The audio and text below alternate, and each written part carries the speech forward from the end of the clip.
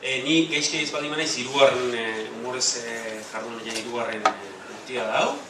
Lehengo hastian hasi ziren Carmel Arrainak inde Igun Arrizabalarekin, eta gaur saioak abainaz, hor atzien iskutu dena eukiko duk erosio, Marrok egitasmoa zertan datzan azaltzeko.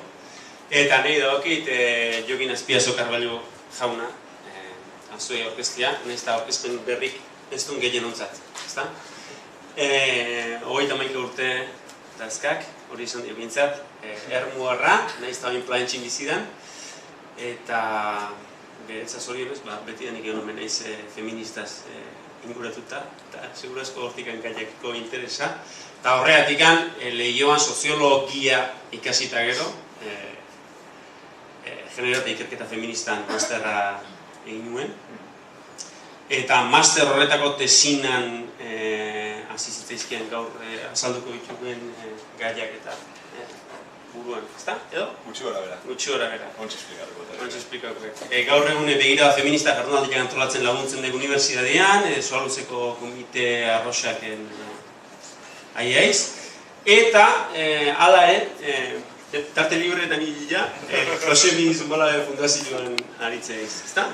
Eta gero datu importante bat, gauden lekuan gaudelako, eta antolatzaileak gehalako, 16 urtiak arte, bertxotan jardundako ez, eta gero nerabe zarako aizetxoron batek, bertxoa dara eta punkea salto egitea, hori, bai, txakita mundu izen, entzeman gotezaiken formazio bertxolaristik hori, bueno, eta behintzat, aipatutako tesina hori, tesina izena da gizon taldeak eta maskulinitateen inguruko diskurtsoak. Maskulinitateen inguruko diskurtsoak, guri interesatik ditu zitzaigun. Eta gaur horrein buruz zitzitea etorreko ez, ezta? Eta, bueno, titulua jarri diok, itzaldi jain, maskulinitatea eraldatu, irauli edo baztertu. Mi esker, jone aurkezpenagatik, mi esker, bueno, genero taldean aritzen zareten bertsozale elkarteko lagunak, gonbidea penagaitik.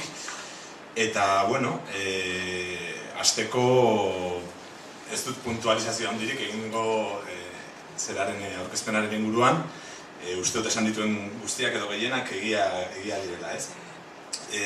Kronometroa jarrikuz bestela batzutan ez dut jakiten zenbat denbora daramadan hitz egiten eta.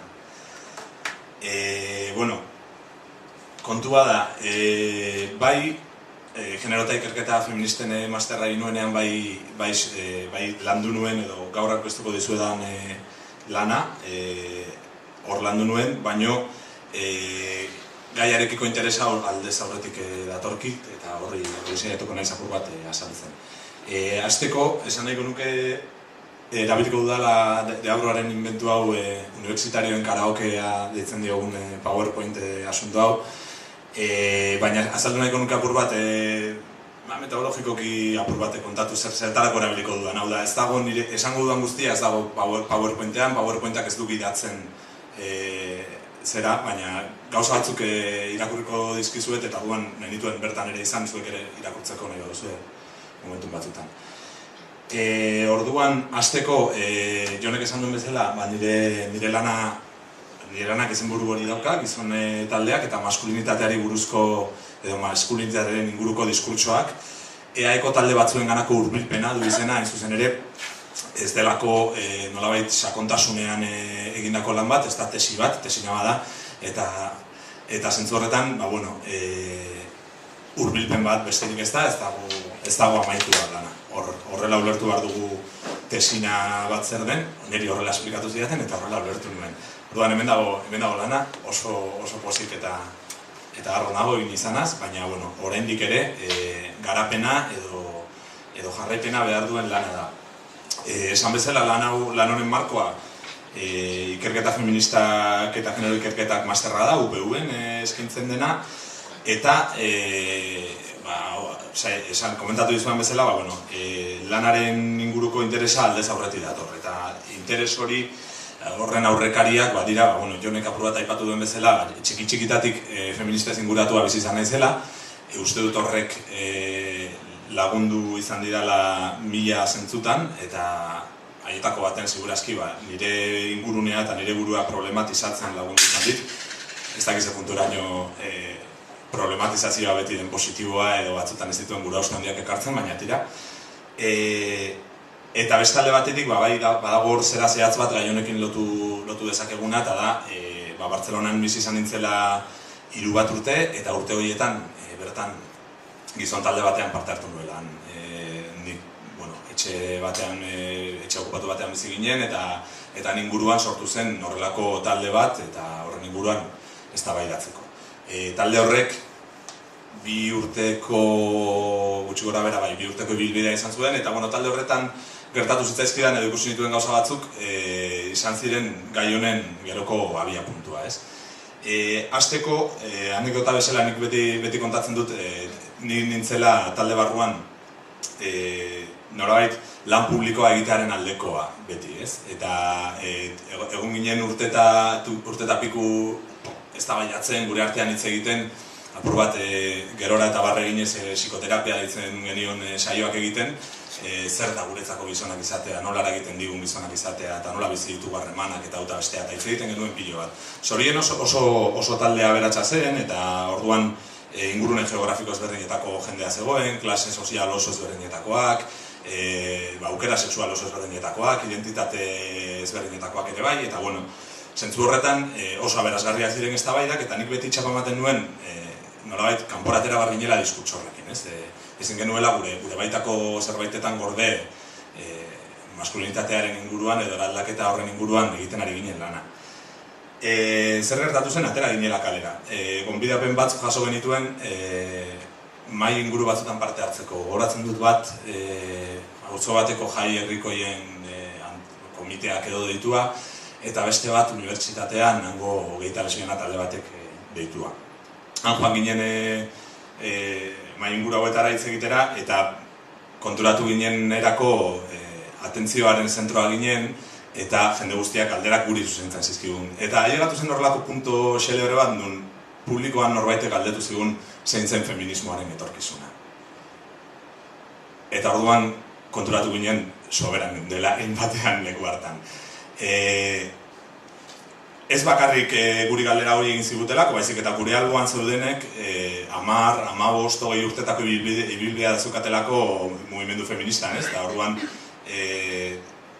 kuriosoa iruditu zitzaigun nola guk 6 hilabete edo 8 hilabetetako esperientzia bat kontatzen ari ginela, jasotzen genuen horrenbesteko atentzioa, eta are gehiago norbaitek pentsatzen zuen guk erantzun genezakela horrelako galdera bat. Orduan, hurrengo astean asamblea bat izan genuen, eta erabaki genuen lan publikorik ez genuela gehiago egingo. Zorionez. Handik aurrera, taldeak jarraitu genuen gure baitan biltzen, eta handik denbora batzutara taldea desegin egin zen, baina gehien bat jendea mugitu gintzelako, alde gintzuelako beste leku batzutara bizitzera, eta bar. Orduan hortik, bueltatu nintzen Euskal Herrira, eta topatu nuen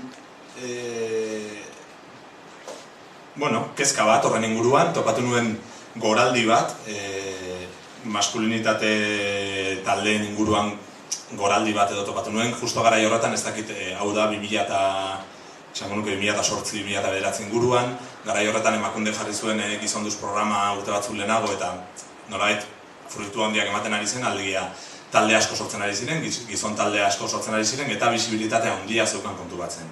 Agian gaurtik begiratu eta purra Martziano ematen du nire tesina eta nola landu dudan, baina garai horretan ni Euskal Herria llegatu nintzanean nahiko gauza komuna zen indarkeria matxistaren inguruko kontzentrazioetan gizon taldeak pankarta propioarekin egotea, manifestu propioarekin egotea eta bar. Eta orduan une hortan, hasi nintzen apur bat talde horien inguruan interesatzen, hasi nintzen apur bat begiratzen zer gertatzen ari zen hor, konturatu nintzen, ez zeukatela konposaketa aldetik eta diskurtso aldetik zerikusia handirik nik bizi izan nuen esperientziarekin, gauza batzutan bai noski eta beste gauza batzutan ez, eta are gehiago konturatu nintzen guk egin genuen hausnarketa hori bisibilitatearen inguruan eta espazio publikoaren okupazioaren inguruan, beraiek segurazki momentu horretan egiten ari zirela hausnarketa hori edo egin beharko luketela, ez? Atentzio publikoa handia jasotzen ari zirelako gune hortan. Hori zen alde batetik, ez?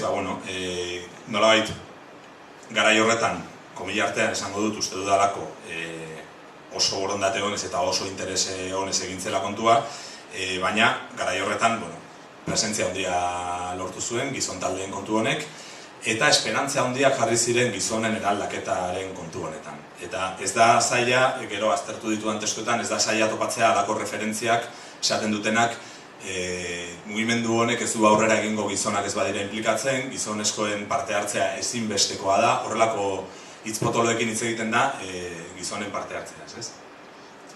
Hori alde batetik, eta gero bestetik bai, akademia mundura bueltatu nintzen, handik Bartzelonan urte batzuk golfaren egiten egon da gero, bueltatu nintzen apur bat akademia munduraz, nintzen berriro ikasten, soziologia ikasketak amaitu nituen, eta konturatu nintzen nolabait, nik beti interesa izan dute genero gaietan eta feminismo gaietan, eta konturatu nintzen horre ere bai, loraldi bat emoten ari zela, maskulinitate berriak deitu zen kontu horrekin, ez? Eta nahiko presentzia zeukan, agertzen zen testu askotan, eta ja, nolabait korpus teoriko bat edo sortzen ari zela horren inguruan, eta sortzen ari zela olako liburu potoloen kolekzio eder bat, ez? Aldi berean, ez dakiteko gogoratzen duzuen, baina telebistan botatzen zuten serie bat lehen fisika o kimika ditzen zena, eta nik ez dut inoiz telebistarik izan, baina nik bueltatu nintzenean Bartzelonatik Arrebaren etxean bizi izan nintzen, eta berak bazuen telebista eta orduan engantzatu nintzen serie horretara. Eta iruditu zitzaidan, egon naiz puntu-puntuan ekartzeko irudi batzuk eta jartzeko. Oso engantzatuta nintzen. Nik ez dakit oso ondo norden serie horren guionista taldea, suposatzen dut ez dela pertsona bakarra izango, baina uste dut gai batzuek oso ondo landu dituztela. Kuriosoa da, ze berez burura datorkiguna da, betiko nerabeen abentura gorabera hauek oso era, ez dakit nola esan, likatsuan kontatuta eta bat. Ba ez, nik uste fisika kimika badauzkala bere gauza interesgarriak. Adibidez, gogoratzen dut kapitulo batean nesketako batek eraso sexual bat jasaten du eta beldurra dauka polizian salaketa bat jartzeko pentsatzen duelako poliziak barre egin behar diola eta gaizki tratatu behar duela. Eta badoa, eta efektibamente poliziak gaizki tratatzen du. Hori da, errealitate bada, egunero gertatzen da, baina telebistan, inoiz ez da agertzen horrelakori, telebistan poliziak beti dira ulerkorrak eta oso jatorrak. Eta iruditu zitzaidan serie honetan ere bai, ematen zitzaioela, bazeuzkala ñabardura batzuk nerabe horien maskulinitatean nola adierazten zen, ez? Oso gauza ohikoa zen nerabeek, mutilek, negar egiten zutela seriean, eta beraien maitasun kontuak eramaten zituztela horrela oso barrutik, eta beraien arteko laguntasuna eta kontaktua beste kontu bat zen, baina gero ziren mi novia no me la quites, eta horrelako oso maitasun posesibo eta oso indarkeria izkutuko harremanak zeuzkaten, ez? Iruditu zitzaidan hori gertuago zegoela realitatetik, agian soziologiatik eta antropologiatik eta beste disiplina batzuetatik egiten zen irakurketa oso positiboa baino. Orduan pentsatu nuen hor bat zegoela zer ikertu, pentsatu nuen ñabardura asko zituen kontu bat zela, eta nolabait irudikatu nuen nire lana aldaketaren paradigma hori kuestionatzen, ez? Azkenean, gauza bat aldatzen ari dela esatea, ez da gauza handia, azken finean gauza guztiak aldatzen ari dira, maskulinitatea eraldatzen ari dela, ez da gauza handia, eraldatzen ari da noski. Ezinezkoa litzake bere hortan mantentzea, baina beste gauza bada, aldaketa horiek emantzat edo egintzat ematea, eta pentsatzea beti aldaketa horiek positiborako direla. Orduan, jarrenen izuen adibide bat askoren artean, baina bat aukeratu dut. Victor Seidler da Inglaterrako maskulinitateen inguruko ikerlari bat, nolabait referentzia oso garrantzitsu bat gaur egun akademian, ez? Eta berak esaten du, barkatuko diazue, baina aipu asko gazteleraz daude, aprobetxatuko dut hemendik esateko jendeak ikerketak egin dezala euskeraz, mesedez, ikerketak hasten zarenean bilatzen intereseko ikerketa oso gutxi daude euskeraz, edo interesekoak edo bintzan dire gaiaren ingurukoak eta haber animatzen garen. Orduan berak esaten du, desde la década de los 70 los jóvenes han aprendido a pensar de forma diferente sobre temas de género, sexualidad y poder. Eta beste zati baten esaten du, en contraste con la política sexual de los 70, en Occidente los jóvenes no quieren ser definidos o categorizados en función de su género o su sexualidad, como heteros, gays o bisexuales. Hemen ikusten duguna da, afirmazio kategoriko pare bat, potenteak esaten dutenak, gazteak ja ez dira lehengoak bezalakoak, aldaketa eman egin da, gertatu da, eta hemen kontestu honetan gaude.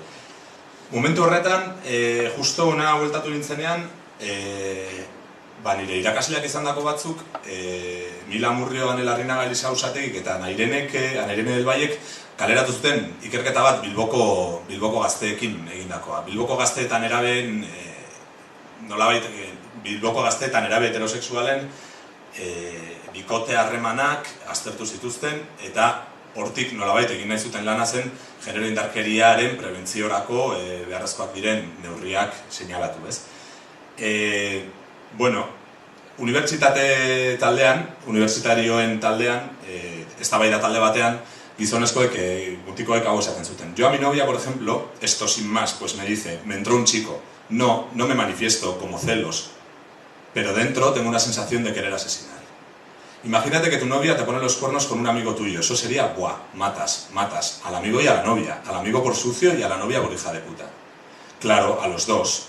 Eta elkarrizketatzaileak esaten dio, cuando dices matas, ¿qué harías? Matas, vas, hablas con él y dejas las cosas claras, o sea, no sé. Depende del momento, depende cómo te pille. Igual te pilla manga y guaf, lo matas, o sea, igual te puede pegar él a ti, pero vas y le sueltas la primera tú seguro. Eta institutoko ikasle batzuen gizon mutikoen eztabaida taldean ere bai, esaten du batek, yo hay veces que a uno de mi cuadrilla le he preguntado, ¿y tú qué harías si ves que te está poniendo los cuernos? Yo, meterle 4 hostias. ¿A quién?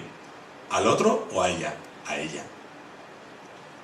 Orduan hemen dauzkagu bi irudikapen oso kontrastatuak. Alde batetik daukagu aldaketa gauzatu dela eta gertatu denaren irudikapen hori, eta beste alde batetik daukagu froga txiki bat, edo, detailitxo bat esaten diguna, gauzak ez direla asko aldatu, eta aldatu bat dira, ez dakit nire aititeak horrela itzaingo lukeen gauzoen kontuan.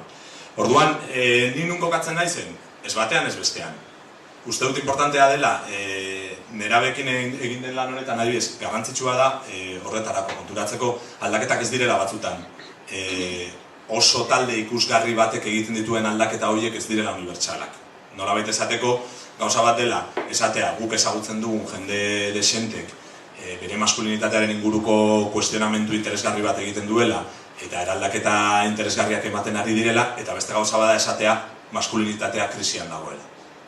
Orduan, hortik abiatzen naiz, hau da nire nolabait kezka nagusia edo abiapuntua, eta hortik pasatzen naiz ikerketa hau bi arlotan seinalatzera, garatzera, gutxi gora bera, orain arte seinalatu ditudanak. Alde batetik, nire tesinan marko teoriko horretan landu dudan kontu bat, dela arlo akademikoan zer gertatzen ari den, eta beste alde batetik arlo sozialean, edo gizon taldeetan, edo gizartean orokorrean zer gertatzen ari den. Aztertutako lagina dira gizon taldeek egin dituzten manifestu, testu eta horrelako idatzi laburrak, horregaitik aldez aurretik esan barut, testu hauen azterketak ez duela suposatzen nik azterketa egin dudanik gizon taldeek esaten dutenaren inguruan, baizik eta publikoki esan dutenaren inguruan, hau da ezin dut adierazi gero esplikatuko dituan kontu hauek beraiek nola bizi dituzten, beraiek zelako adostasun maila daukaten edo ez daukaten. Hori zailagoa litzake, eta hori da, segurazki, lan honek etorkizunean eman barko duena, elkarrizketen bitartez, eztabaida taldeen bitartez eta bar garatu beharreko zera bat, ez. Arlo akademikoan, iruditzen zaitu, ez nahi zanbez sartuko ez gaudelako ere ingurune akademiko batean, baina lau pintzela da emango ditut. Alde batetik, Euskal Herrian, beste leku batzutan ez bezala, oraindik ez dela garatu maskulinitateen inguruko ikerketarik. Horregaitik uste dut, ekarpen kritiko bat egitea hasieratik interesgarria izan daitekela. Gehien bat, ikusten dudalako beste leku batzuetan nola garatzen ari diren maskulinitatearen inguruko ikerketak ez dela niri behintzat interesgarriena iruditzen zaidan bidea, eta beraz, une hona izan daiteke nolabait hau hasieratik ere ikuspegi kritiko batetik honi eusteko. Beste alde batetik, esango nuke progresiboki maskulinitatearen inguruko ikerketak zera propio bat bezala garatzen ari direla, unibertsitate askotan jada departamentuak nolabait izen hori daramate, lehen gender studies edo women's studies zirenak edo emakumeen ikerketak edo genero ikerketak, askotan ja maskulinitatearen inguruko ikerketak azpi izenburua daramate edo izenburua bera daramate. Hori irudikatzen ari da maila teorikoan ematen ari den teoria feministarekiko urruntze batekin, ez? Hasieran, segurazki maskulinitatearen inguruko ikerketak oso lotuta zeuden teoria feministari, baina gaur egunean, denborak aurrera egin ahala, esango nuke gehien bat maskulinitatearen inguruko ikerketak zentratu direla asko identitate kontuetan, zer den gizona izatea, zer adierazten duen gizona izatea, nola mugitzen garen gizonak, nola egiten ditugun gure ritualak, nola. Eta ez horren beste, teoria feministak garatu dituen beste esparru batzutan direla, hegemonia, boterea, bestelako gai batzuk. Orduan, uste dut urruntze bat ematen ari dela hor, eta pena eta tristea iruditzen zait lotura hori lotzea, ez? Osa, galtzea. Adibide bezala, beste pasadan astean, ez dela 2 aste, gonbidatu ninduten Parisko kongresu batera maskulinitateen inguruan, eta gonbidapenean bertan bazetorren bibliografia oinarrizkoa, ez? Bibliografia oinarrizkoan emakume bakarra zegoen. Orduan, gero eta gehiago maskulinitateen inguruko ikerketak dira gizonezkoen inguruan egiten ditugun ikerketak. Eta askotan konexio hori galdu dugu teoria kritiko feministarekin, ez? Hori nola adierazten den, teoria feministarentzat azkenengo urtetan oso garrantzitsuak izan diren kontu batzuk, maskulinitateen inguruko teorietan ez direla inundik ere agertzen. Nik hartu nuen nire tesinarako hartu nuen gai zehatz bat, subjektu politikoaren gaia izan zen, hor, ez naiz hartuko larregi, baina genealogia azkar bat egiteko, zer gertatzen da, mugimendu feministak azkenengo 50 urtetan eman duen eztabaida horrekin, alegia. Garai batean, emakumea gauza bat eta bakarra zenean, subjektu politikoa feminismoan emakumea zen. Nor da feminismoaren subjektua? Emakumea. Nork egiten ditu aldaketak? Emakumeak. Zer gertatzen da hori dena problematizatu egiten dela. Eta orduan batean, norbaitek esaten du, emakumea izatea gauza bada, baina emakumea eta pobrea izatea beste gauza bada. Eta emakume beltza izatea beste kontu bada. Emakumea eta lesbiana izatea beste kontu bada. Orduan hor, hasten da nolabait batasun hori tenkatzen hasten da, eta ez da hain erreza esatean nor den feminismoaren subjektu politikoa. Eta hor, feminismoak azkenengo urtetan lan oso potoloa eta oso interesgarria egin du, nola artikulatzen dugu mugimendu berdin batean, eta nola artikulatzen diren subjektu estrategiko komun batean aldarrikapen eta ideia batzuk aldez aurretik jakinda, berez ez garela ari unibertsala den subjektu batetaz hitz egiten. Alegia, inork ezin duela esan emakumeok behar duguna zera da. Emakume txuriok igual behar dugu hau, emakume beltzek igual behar dute bestea, emakume pobretuek beharko dute. Orduan, subjektu politikoaren inguruko eztabaida hori, ez dakit nik hainbeste tinta zerbaitek sortu duen teoria feministan azkenengo urtetan, azkenengo 50 urtetan, oso eztabaida interesgarria da. Uste dut maila politikoan mugimendu askori eragiten ari dien eztabaida bat dela, uste dut oso karpen interesgarria eta importantea dela, eta horri, maskulinitateen inguruko teorietan ez da ageri inun, edo apenas inun. Orduan horrek ematen zidan apur bat, kezka sortzen zidan, eta horren inguruko apur bat azterketa egiten dut nire marko teorikoan. Horrekin batera, emakume subjektuaren haustura horrek nolabait eraikuntza sozialaren ideia edo azpimarratzen duena, alegia ez gara jaiotzez zerbait, baizik eta eraiki egiten gara, eta eraikuntza horretan gauza ezberdinek eragiten dute, eragiten du naziotasunak, eragiten du klase sozialak, eragiten du arrazak, sexu aukerak eta batera bat. Ideia hori, nik zalantzan jarri nahi nuen hori deseraikitze hori egiteak, hau da, maskulinitate taldeek planteatzen duten deseraikitze hori, gizonak gara horrelakoak, baina goazen deseraikitzera gure nortasun hori, eta goazen hartzera ondo dagoena, eta goazen baztertzera gaizki dagoena eta bar. Saiatu nintzen, eta ez dakit lortu ote dudan, zalantzan jartzen subjektuen deseraikuntza berdina izan daitekenik. Alegia, feminismoak azkenengo 20-30 urtetan subjektuaren edo identitatearen deseraikuntza hori egin duenean, izan duen koste politikoak segurazki ez dauka zerikusirik maskulinitatearen deseraikuntzarekin. Alegia, nire gogoratzen dut ikaskide batek beti esaten zidala. Eta orain zer nahi duzue, emakumeak deseraik egin gara, nos tenemos que dekonstruir. Barkatu, baina 40 urte daramagu sujeto bat lortu nahian, eta orain lortu dugula, etorri barzaret esatera deseraik egin behar dugula. No me toque las narices, asarratu egiten zen asko. Eta arrazoiarekin.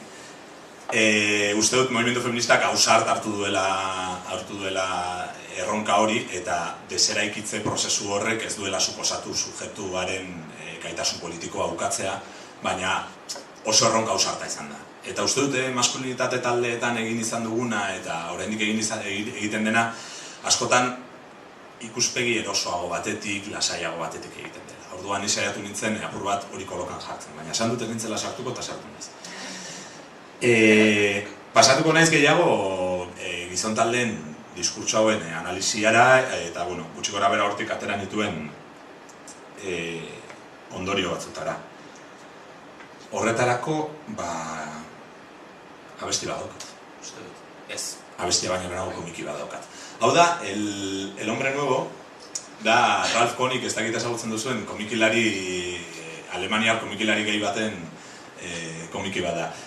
Oso barregarria da, historia zelebro bat kontatzen du, bada gizon talde bat, apur bat beraien izaera sexista hori deseraikitzen ari diren prozesu horretan bururatzen zaila ideia bat dela homosexual bat gonbidatzea beraien taldera, esplikatzeko homosexualitatearen goraberak eta kontu guzti horiek.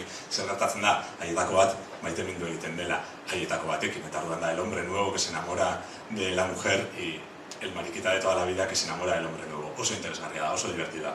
Eta, grazia egiten zidan, eta sarrera moduan hau jarri nahi nuen, ez?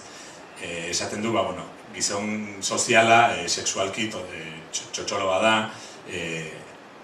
antolatzen du bizitza soziala, berak bakarrik erabakitzen duen moduan, dena dago berarentzako eta berak hor jarria, eta gizonaren interes bakarra, azken finean, gizona da. Gizonak asmatu dituzte detergenteak eta lehergailuak, egiten dituzte legeak eta telebistako saioak, zuzentzen dituzte trenak eta zuzentzen dituzte gerrak, presidenteak dira tribunaletan eta elizetan, eta emakumeak eta boterea dauzkat. Mugimendu feministaren zabalpenak ordea, bere independentzia eta autonomiara aldarrikapenarekin zera lortu du. Azkenean, gizon askok beraien buruen gainean edo beraien buruei buruz hausnarketa egitea besteak salbatzen ibili ordez. Baina orain ikusten dugu nolako zaila den hau prozesu guzti hau funtzionamentuan jartzea. Eta hau ja, gazteleaz jakuriko sonroiatzea dagoelako. Esaten du, caballeros acorazados y cangrejos ermitaños están acostumbrados a pinchar las partes vulnerables ajenas para no ser acometidos por el pánico tan pronto sus propios puntos flacos salen a la luz. Azkenean, grazia egiten zidan, apur bat, nire lanaren ekarpena hor dagoelako. Nik ez dut esaten egiten ari garen lan hau ez denik beharrezkoa. Esaten dut, punta asko dituela, zaila dela, eta orduan kontuz egin behar dela. Eta orain bai, jarriko dizuet temazo bat. Temazo bat, haber hortzen dudan. Oso.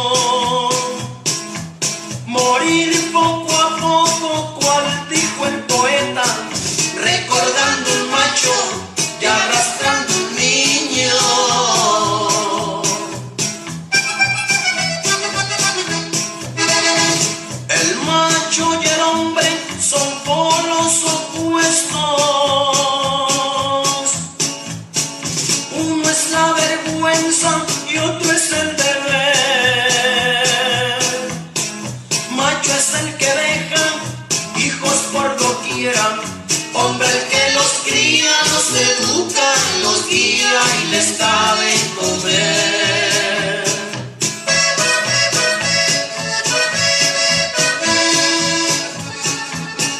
Yo he visto a los machos matar por la espalda y llenar de lodo a una buena mujer, presumir su hombría cuando andan borrachos, pero frente a un hombre no saben qué hacer. El macho y el hombre son polos opuestos. Uno es la vergüenza y otro es el deber. Macho es el que deja hijos por doquiera, hombre el que los cría, los educa, los guía y les da de comer.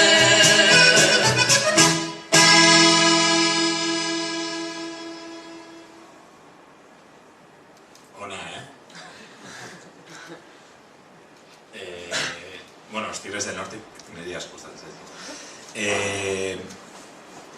Gustatzen zait kantu hau adierazten dituelako gutxi gora bera niretzako kezkagarriak ziren gai batzuk tesin hau hasi nuenean, ez? Gustatzen zait esaten duenean, el macho y el hombre son polos opuestos. Uno es la vergüenza y el otro es el deber. Macho es el que deja hijos por doquiera, hombre el que los cría, los educa, les guía y les da de comer. Bai, seguraski bai. Laguntzen digu jakiten, kuestionamendu bat egiten dugunean noraino ailegatzen garen, ez? Noski, kritika nagusia kantu honena eta bat egiten dut, da seguraski gainera kontestu kultural ezberdin batean gaude eta hor zailtasunak ditugu ulertzeko oso ondo, baina bueno, hemen ere asko gertatzen den kontu hori, ez? Aitatasunari aurre ez egitearen ideia horri kritika zorrotza egiten zaio, ez da, bueno, norbera, beraiek esaten duten bezala, iba jodiendo por ahí, gero ondorioak bere kargu hartu behar dituela, eta bar, ez? Baina, gehien interesatzen zaidana, kritika hau oso positiboa eta oso interesgarria dela onartuta da, badakigu zer denen macho eta badakigu hori ez dugula nahi. Baina zer da el hombre? Ze hemen, el hombre es el que los cría, los educa, les guía y les da de comer. Orduan, umearen aita da bai edo ez? Los cría, los educa, los guía, les da de comer. Bere eta biologikoa da bai edo ez? Nor da el hombre? Hau da nik testuak, aztertu dituan testuak aztertzerakoan topatu dudan kontu interesgarretako bat. Esaten dugunean gizonak aldatu behar direla, zeintzuk dira aldaketa horren sujetuak. Nor da aldatu behar den gizon hori. Topatu nuen kontu interesgarrietako bat zen, nolabait harreman heterosexualen esparruan kokatuta zegoela diskurtso guzti hau. Eta diskurtso hori jasotzeko kandidatoak ere bai heterosexualak zirela eta bikote harremanean antolatutako heterosexuala gainera. Eta are gehiago, gurasoak gehienetan, ez? Seme-alabak dituzten gizonak, ez? Oso referentzia gutxi topatu dituen beste maskulinitate batzuen eraldaketa beharrari. Asko hitz egiten da, nola ez ditu behar ditugun gure seme-alabak, nola portatu behar garen gure bikotearekin, gogoratzen dut esaldi klasiko bat, asko gustatu zitzaidan zen, es muy fácil decir que somos antisexistas, pero es difícil demostrárselo a la persona con quien compartimos nuestra vida todos los días, a la mujer que amamos. Claro, niretzako problematikoa zen, ni bakarri bizi naiz katu batekin. Eta gainera, la mujer que amo no es la mujer que amo, askotan, gehienetan el hombre que amo izaten da. Orduan, planteamendu hau arriskutsa eruditzen zitzaidan bi ikuspegitatik, alde batetik. Hor, erregimen heterosexual, familia, kontu guzti horien barruan ez gaudenok ez gara gizonak. Nik ez daukat arazorik horrekin, nik esango nuke, ojala. Baina tamalez, bigarren kezka larriagoa iruditzen zait. Igual guk ez dugu aldatu behar. Igual guk ja dena egiten dugu ondo, porque hemos nacido en el lado malo de la vida. Orduan, no te saben, bueno, claro, a ver, marikita bazara nola izango zara sexista edo machista edo, hori ezinezkoa da. Hori oso larria irutuztea, nik gehi giroan jasan eta ikusi izan dudan machismo rekalcitrantea konparatzen badut horrekin, zeo zerketzean kuadratzen, ez? Oso gutxi aztertu da hori, baina, interesgarri dago aztertzeko, gizon homosexualok askotan egitzen ditugun jarrera machistak, gizon heterosexualek baino askoz gogorragoak izan daitezke batzutan. Orduan, zer da orduan gizona? Zer da el hombre? Los Tigres del Norte ez digut aklaratu, baina nork aklaratu aldigu zer den el hombre. Eta nork aklaratu aldigu zer den aldaketa hori edo nor den aldatu behar den sujete hori, ez? Aldi berean, maskulinitatea nork erabiltzen du maskulinitatea, nork dauka maskulinitatea. Gizonezko bakarri daukagu maskulinitatea edo beste pertsona batzuk ere bai daukate. Hor, ez da kasualitatean PowerPointaren behian eskina etxe horretan jarri dudan hori drag-king tailer batetik ateratako argazki bada, ez? Azken aldian, teoria feministan asko eta mugimendu feministan asko hitz egiten ari da maskulinitate, emakumezko maskulinitateaz, ez? Eta adibidez, Judith Halberstamek badauka liburu bat oso polita, Female Masculinity gazteleraz ere bada guzti dut, maskulinidad femenina dolakoren bat. Azaltzen ditu, nerabezaroan eta gaztaroan eskola munduan gehien bat oso gizonak, entre comillas, edo oso maskulinoak izan diren emakumeek jasaten dituzten zapalkuntzak eta jasaten dituzten arazoak. Eta azken urteetan ematen ari da aldarrikapen hori emakume askoren partetik, ez, beraien maskulinitatea ere aldarrikatzen dutela. Zergatik ulertzen delako maskulinitatea eta feminitatea ez direla gure ADN-an txertatuta dauden zerbait, baizik eta ikasten ditugun kontuak, ez. Eta zentzu horretan, klaro, teoria feministak egin duen dekonstrukzio lan guzti hori eta kolokan jarri du sexu banaketa bera ja fondoraino, ez. Pena ematen zidan, ez topatzea inolako referentziarik maskulinitatea, nolabait, biologikoki gizon bezala izendatua ez den pertsona batek nola bizi izan duen, edo hori nola problematizatu daiteke. Orduan, hori izan zen beste hutsune bat topatu nuena. Eta gero beste kontu bat sobre el hombre que tiene que cambiar izan zen, gizona aldaketa behar duen gizonaren irudikapen bat oso hertsia. Oso hertsia, el macho que deja a los hombres por ahí, o sea, que deja a los niños por ahí, es, claro, oso irudi erreza da. Eta orduan, claro, heltzen da momentu bat, planteatzen dugunean zer den el macho, planteatzen baldin badugu, gainera Euskal Herrian segurazki horrela planteatuko genuke, andaluz, albañil, eta oso visiblemente machista, eta oso piropeador, eta oso, gaur egun segurazki lehen esan dudan horregaitik maskulinitatea berare aldatzen ari delako, noski. Inork ez du bere burua identifikatzen horrekin. Eta orduan, nor izango den sujetoa aldaketa horrena? Nik ez dakit oso ziur, baina nork identifikatzen duen bere burua horrekin? Nik ez. Baina horrek ez du esaten nik ez ditudanik jarrera sexistak. Orduan gertatu zitzaidan kontu bat izan zen testu hauek irakurtzen nik ez duela nire burua identifikatua sentitzen hor, imaginatzen duen nik bezala beste jende askok ere ez duela bere burua hor identifikatua sentituko, eta iruditzen zait ezoteari garen estereotipo baten kontra borrokatzen, errealitate baten kontra borrokatzen baina. Nortzuk eta nola aldatu behar diren izatea, adierazteaz gain, interesgarria iruditze zitzaidan hona ekartzea, nortzuk aldatzen ari dira. Aldaketak teoria soziologiko, antropologiko, filosofiko, maskulino eta ilustradoan zerikusi handia dauka voluntarismoarekin. Beti pentsatzen dugu aldatzen garela aldatu nahi dugulako. Orduan, eraldaketa guztiak kokatzen ditugu guk barrutik kanpora egiten ditugun prozesuetan. Zergatik, gizonezkontzako eta oro har zientzia maskulinoarentzako oso zaila delako onartzea gauzak gertatzen direla, baina guk ez ditugula kontrolatzen. Orduan, zientziak beti planteatu izan ditu aldaketak ikuspegi horretatik. Eta soziologian aztertzen denean aldaketak askotan aztertzen dira ikuspegi horretatik. Bereziki maskulinitatearen gaiarekin. Orduan, etortzen zaizkean burua hainbat kontu. Alde batetik pasan astean lagun batekin eduki nuen elkarrizketa bat, ez? Bera, VIH positiboa da, ez? IESa dauka, eta duela gutxi izan du rekaida potente bat, eta gonda ospitalean, ez? Eta momentu batean hitz egiten ari ginela, zer modu zegoen eta zer modu zegoen, eta nola berreskuratzen ari zen bere osasuna eta bar, gauza kurioso bat esan zidan, mira, ni 60 urtetara heltzen naizenean, heltzen baldin banaiz, eta gizonezkoek gizona izateari utzi diotelako daukaten krisi hori eukitzen dutenean, nik ez dut izango, nik ja badakit zer den dependiente izatea, nik ja badakit zer den sexu harremanak izateko zailtasunak izatea, nik ja badakizkit zer diren gauza asko. Nik ja badakit zer den no ser un hombre completo, hori izaten zidan berak, ez? Berak egin duen hausnarketa hau bere barrutik eta berak planteatu duen hori aldatzea, ez. Baina batean bizitza jarri du egoera batean nun maskulinitatea bidatzen duten printzipio nagusiak dela autonomia totala eta norbere buruaren kontrola izatea eta bar, erori gintzaizkio, eta zen ditu berreskuratu bainarez.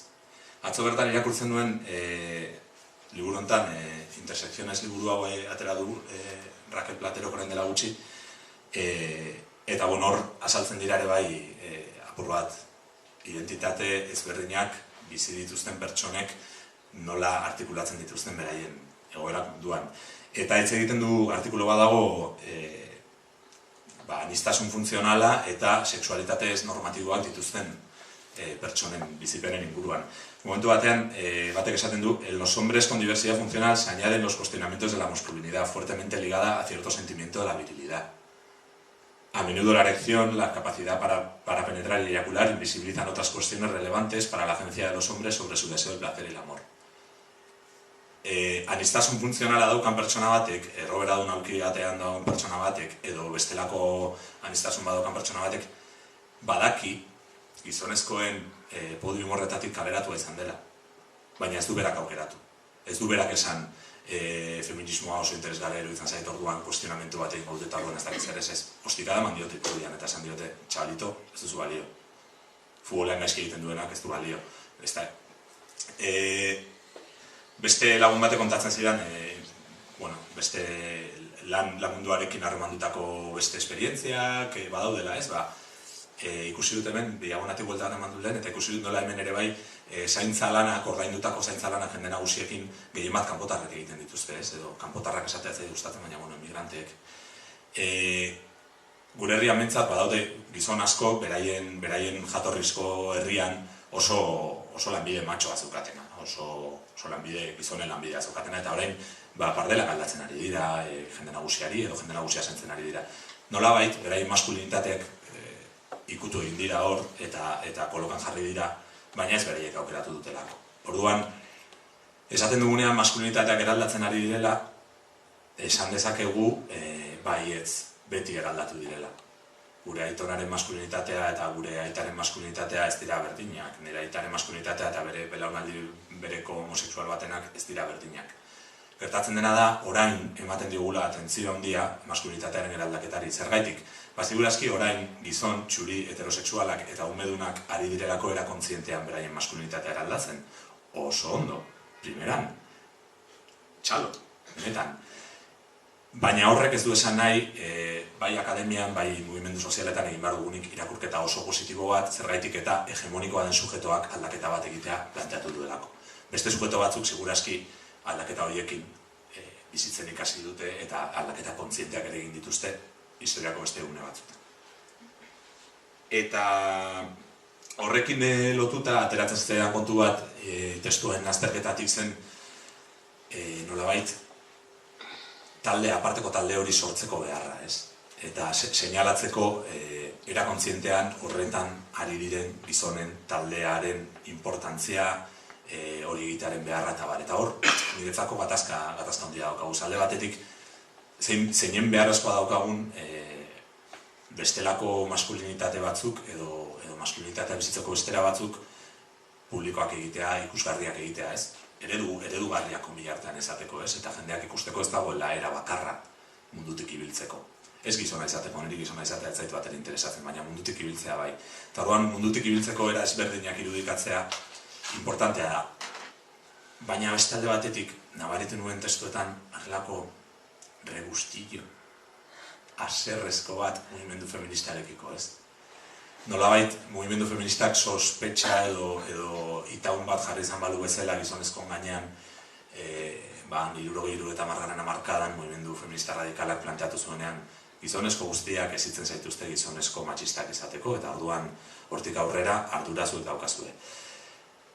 Hortik ateratzeko beharra, uste dut batzutan gaientzen zaiola ereduak edo ikusgarritasun horren kontuari, ez? Eta askotan gehiago esan nahi dugula, nik ez dut horrelakorik egiten, eta ez horren beste, hau ere egin daitek.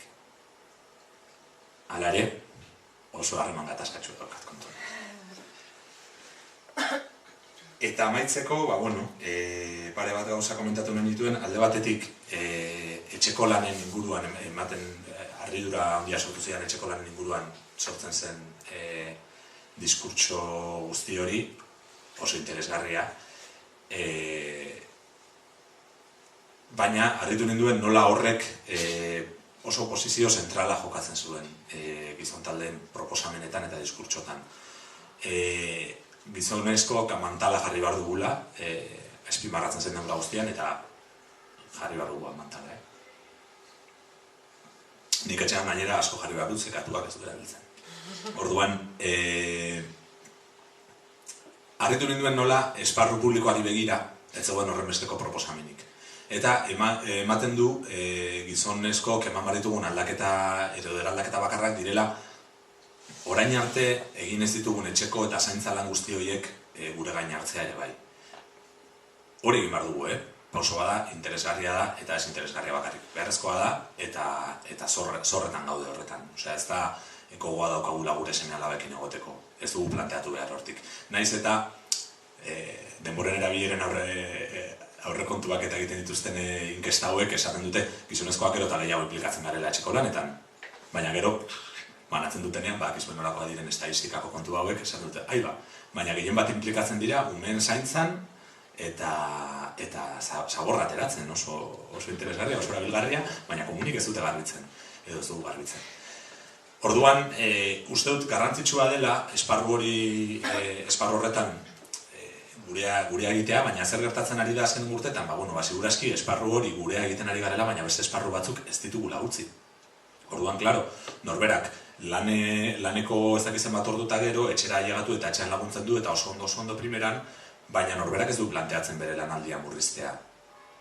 Gizonezkoek ez dute lanaldirik murrizten, inkestek horrela esaten dute. Amatasun edo aitatasun kontua daudenean, gizonezkoek egiten dute lagundu alduten bezala, eta lehen baina askoz gehiago, noski. Baina lanaren esparrua, karrera profesionalaren esparrua edo karrera akademikoaren esparrua hori ez da abandonatzen. Eta hori arazoa da. Eta arazo horrek suposatzen adierazten digu, seguraski guretzako etxeko lanak egiten hastea eta etxeko lanetako kontuetan inplikatzeak balio ambivalente badaukala. Alde batetik faenatxo bada, baina beste alde batetik esparru bat irabazten ari gara.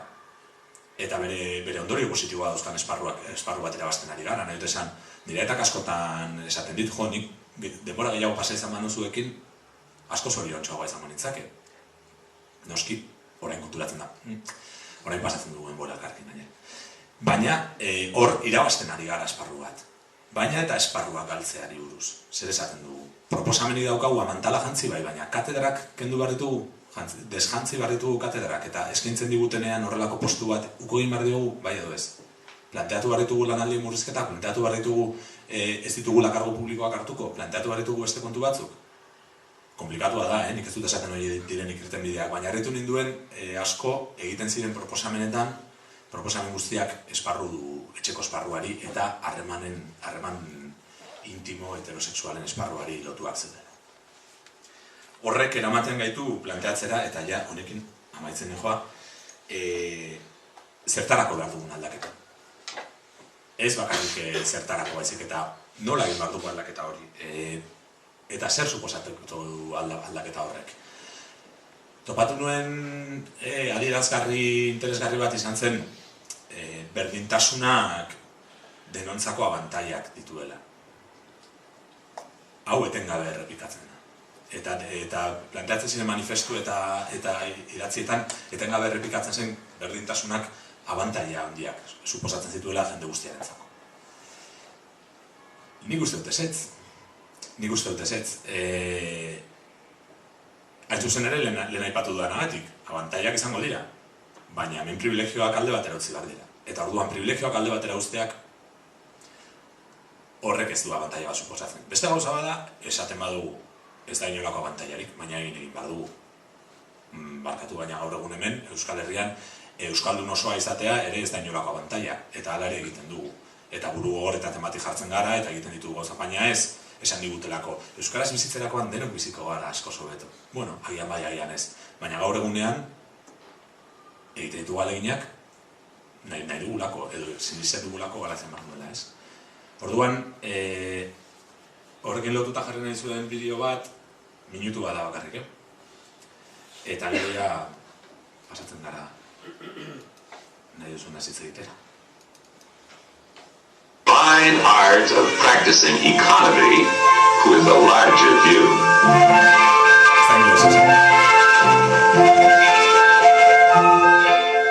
Todo este modelo de hombre y toda esta estructura del patriarcado ha hecho que también los hombres suframos pues, esos condicionantes de género, en el sentido que estamos muy condicionados por ese papel que la sociedad exige de nosotros. Tenemos que estar continuamente demostrando a la sociedad y a nosotros mismos que somos hombres de verdad, que tenemos éxito, que somos triunfadores en lo público, que tenemos poder económico, poder político, y eso permanentemente nos genera unas expectativas de género que tenemos que cumplir. Y ahora como mujer, lo que no supiste defender como hombre, ¿no? Parecía que los hombres no sabíamos llorar, no teníamos capacidad de ternura, no teníamos emociones, ¿no? Y eso nos lo hemos perdido. Por consiguiente, una de las propuestas que nosotros venimos trabajando es que con la dominación desde la perspectiva de género, todos y todas nos hemos degenerado como seres humanos. Degenerado en el sentido del diccionario de perder calidad de género humano.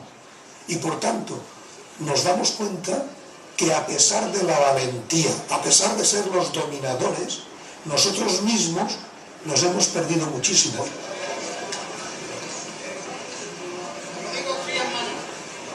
Uno pierde el empleo, los hombres viven una situación de crisis de identidad, bueno, es que ahora no llevo el dinero a casa, ¿no? Hay muchos más casos de depresión en los hombres que pierden el trabajo que en las mujeres, o también en la jubilación, porque los hombres tienen amputada una parte de su vida y de su realización, que es la esfera privada, no la dominan.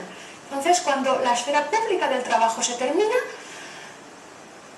¿qué va a pasar conmigo? ¿No? Algunos saben reconstruir su vida, pero algunos tienen una importante crisis de identidad e incluso no quieren jubilarse. Bueno, hor dago amputazioaren ideia hori oso interesgarria eritu zaidan. Gizonezkoak amputatuta daukagu gure esfera pribatua. Hori egia da. Nik esango nuke ezetz. Nik esango nuke esfera pribatuan ere bai jonda jabe izaten ohituak egon garela. Beste kontua da,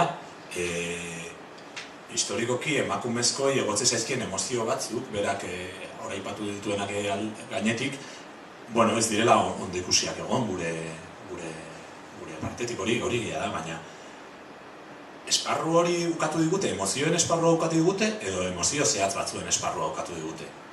Esan, futbol partido batera joan zaitezte, bertso saio batera joan zaitezte. Horrez dago emoziorik? Bai, baina emozio maskulino potenteak daude.